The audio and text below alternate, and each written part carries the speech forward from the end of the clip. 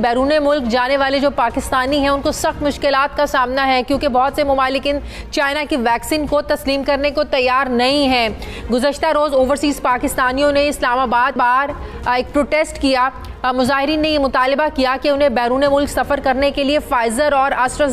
नाज़रीन, जल्दबाजी में वफाकी हुकूमत ने टारगेट तो सेट कर लिया कि इस साल के आखिर तक तकरीबन 6 करोड़ से ज़ायद लोगों को वैक्सीन लगा दी जाएगी, मगर ताज्जुब की बात यह है कि मुल्क भर में कोरोना वैक्सीन की किल्लत पैदा हो गई है और सोने पे सुहागा ये है कि हुकूमत के पास आवाम को तसल्लियाँ देने के अलावा और कुछ नहीं है। NCOC के आदाद-ओ-शुमार के मुताबिक गुज़श्ता 24 घंटों के दौरान मुल्क में कोरोना केसेस की शरह 2.39% रही है। गुज़श्ता दिन जो है 59 अमवात हुई हैं। कोरोना केसेस में कमी के बाद हुकूमत भी मुसलसल कोरोना पाबंदियों में नरमी कर रही है। NCOC के फैसले के मुताबिक अब जो कारोबार भी हैं ये भी 2 दिन की बजाय 1 दिन बंद रहेंगे। दफातर में भी जो हाज़िरी है 100% हाज़िरी का फैसला किया गया है, जबकि NCOC की तजावीज़ के बाद पंजाब के बाद सिंध हुकूमत ने भी कोरोना वैक्सीन ना लगवाने वालों के सिम कार्ड्स को बंद करने का फैसला किया है। इन पाबंदियों के बाद अगर मैं मुल्क में जारी कोरोना वैक्सीनेशन का जो प्रोसेस है उसकी बात करें तो इस वक्त मुल्क के जो बड़े मराकज़ हैं वहाँ पर वैक्सीनेशन का जो अमल है तातुल का शिकार है। कराची और लाहौर समेत मुख्तलिफ शहरों में वैक्सीनेशन सेंटर में वैक्सीन की किल्लत का सामना है। ज़राए के मुताबिक लाहौर एक्सपो सेंटर में साइनोफार्म, साइनोवैक और एस्ट्राज़ेनेका वैक्सीन का जो स्टॉक है ये बिल्कुल ख़त्म हो चुका है, जबकि लाहौर के एक्सपो सेंटर के बाहर शहरियों का बहुत रश होता है। सिक्योरिटी गार्ड्स ये शहरियों को कहकर वापस भेज रहे हैं कि नादरा का डाटा अपडेट हो रहा है, जिसकी वजह से सिस्टम बंद है और अगले 2 रोज़ तक एक्सपो सेंटर में वैक्सीन नहीं लगाई जाएगी। दूसरी तरफ आलमी इदारे सेहत में साइनोवैक और साइनोफार्म की मंजूरी के बाद भी कई ममालिक की मंजूर शुदा फहरिस्त में ये वैक्सीन शामिल नहीं है, जिसकी वजह से बैरून मुल्क जाने वाले जो पाकिस्तानी हैं उनको सख्त मुश्किलात का सामना है, क्योंकि बहुत से ममालिक चाइना की वैक्सीन को तस्लीम करने को तैयार नहीं हैं। गुज़श्ता रोज़ ओवरसीज़ पाकिस्तानियों ने इस्लामाबाद के F9 मास वैक्सीनेशन सेंटर के बाहर एक प्रोटेस्ट किया। मुजाहिरीन ने यह मुतालबा किया कि उन्हें बैरून मुल्क सफ़र करने के लिए फाइज़र और एस्ट्राज़ेनेका वैक्सीन लगाई जाए, जिसके बाद आज डॉक्टर फैसल सुल्तान ने बताया कि हुकूमत ने अपनी वैक्सीनेशन के हवाले से जो पॉलिसी है इसको तब्दील करते हुए अब जो बैरून मुल्क जाने वाले 18 साल से ज़ायद अफराद हैं, 18 साल से ज़ायद उम्र के जो लोग हैं उनको एस्ट्राज़ेनेका वैक्सीन लगाने का फ़ैसला किया है। अब सवाल ये है कि हुकूमत जहाँ सरकारी और गैर सरकारी अफराद के लिए वैक्सीनेशन को लाजमी करार दे रही है, वहीं वैक्सीन की किल्लत से आने वाले जो दिन हैं इनमें क्या असरात मुरतब हो सकते हैं, क्योंकि केसेस में नुमाया तौर पर कमी भी देखी जा रही है।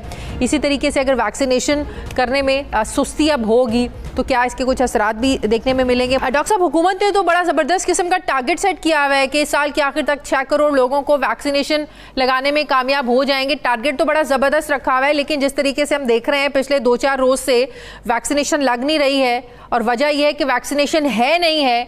तो सर, इससे आपको लगता है कि दोबारा से जो है ना वो सूरत हाल ख़राब हो सकती है, क्योंकि जिस हद तक हम लोगों ने काबू किया है वैक्सीनेशन के ज़रिए नंबर्स जो हैं वो केसेस के वो भी कम हुए हैं, शरह अमवात भी कम हुई हैं, तो ये कब तक वैक्सीनेशन की अवेलेबिलिटी हो सकती है सर?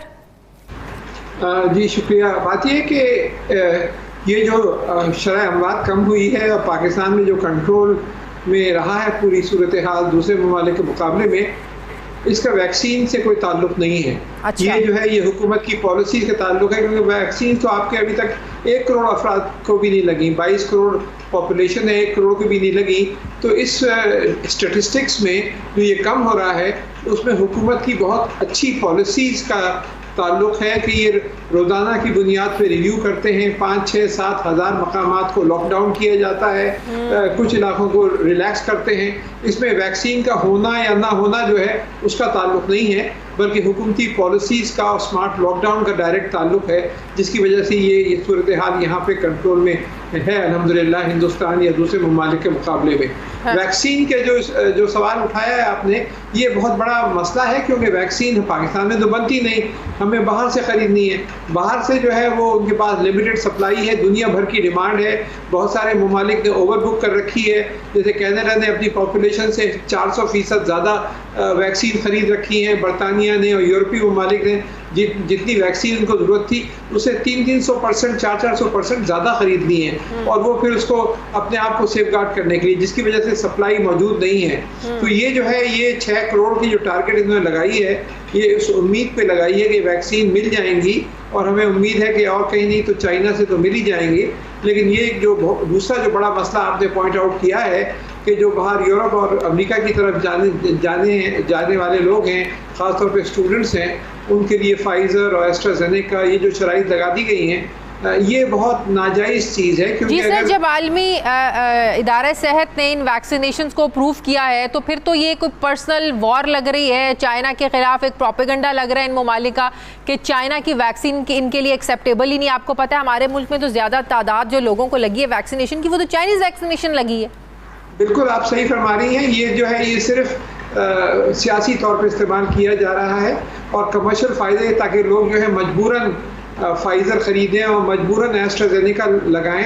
हालांकि चाइनीज़ वैक्सीन जो है हर लिहाज से उनसे बेहतर है, क्योंकि इस्टेब्लिश टेक्नोलॉजीज़ है या कम से कम उसके मुकाबले में हैं। तो हमें जो है इस सिलसिले में सख्त प्रोटेस्ट करनी चाहिए मगरबी ममालिक से और दूसरे ममालिक को साथ लेकर यूनाइटेड नेशंस। सर मुझे एक बात बताएं, एक सवाल मेरे जहन में आ रहा है, जो ऑलरेडी चाइनीज़ वैक्सीन लगवा चुका है, उसकी 2 खुराकें डोजेज़ लगवा चुका है, लेकिन अब उसने इंटरनेशनली ट्रैवल करना है अमेरिका में, कहीं यूरोप, इंग्लैंड में, क्या उसको दोबारा फाइज़र या एस्ट्राजेनेका लगवानी पड़ेगी? अगर ऐसा है तो क्या इसके कोई नेगेटिव असरात होंगे कि पहले वो चाइनीज़ लगवा चुका है, लेकिन क्योंकि अब इन ममालिक की डिमांड है कि भाई हमारे लिए चाइनीज़ वैक्सीनेशन एक्सेप्टेबल नहीं है, आप फाइज़र लगाएं व लगवाएं या एस्ट्राजेनेका लगवाएं, तो ये इसके कोई नेगेटिव असरात तो नहीं होंगे?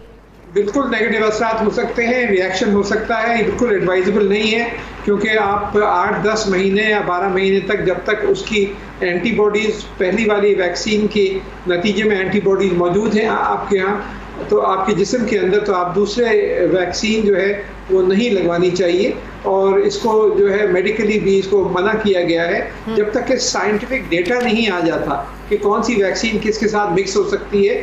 जब तक ये इस्टेब्लिश नहीं हो जाता कि ये सेफ़ है, जब तक बिल्कुल मेडिकली ये एडवाइस नहीं किया जाता कि आप पहले एक वैक्सीन लगा चुके हैं तो मजबूरन फिर दूसरी वैक्सीन लगा लें।